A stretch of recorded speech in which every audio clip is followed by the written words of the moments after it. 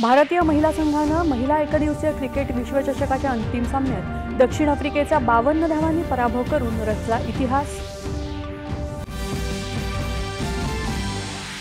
भारताच्या कन्यांनी पहिल्यांदाच विश्वचषकाला गवसणी घातल्यामुळे आता एका नवीन विश्वविजेत्याचा उदय।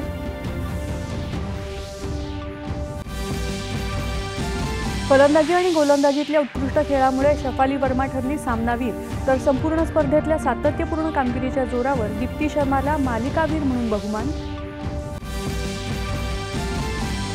या ऐतिहासिक कामगिरीनंतर महिला क्रिकेट संघावर देशभरातून अभिनंदनाचा वर्षाव। राष्ट्रपती, उपराष्ट्रपती, पंतप्रधान यांच्यासह जनसामान्यांकडूनही खेळाडूंचं अभिनंदन। पंतप्रधान नरेंद्र मोदी यांच्या हस्ते आज नवी दिल्लीत उदयोन्मुख विज्ञान आणि तंत्रज्ञान नवोन्मेष परिषद 2025चं उद्घाटन।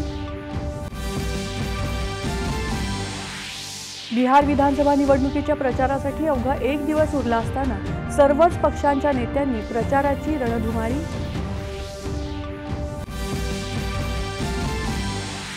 मुंबई किनारी रस्ता प्रकल्पातील पश्चिम उपनगरांना जोडणाऱ्या टप्प्यातल्या सर्व प्रमुख अडथळे दूर, आवश्यक त्या परवानग्या मिळाल्या।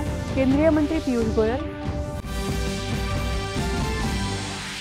अफगाणिस्तानमध्ये हिंदुकुश पर्वतराजीत 6.3 रिश्टर स्केलचा शक्तिशाली भूकंप, अनेक घरांची पडझड।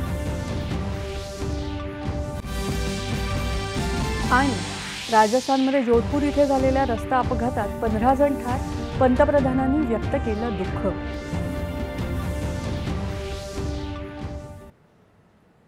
नमस्कार, 8:30च्या बातमीपत्रात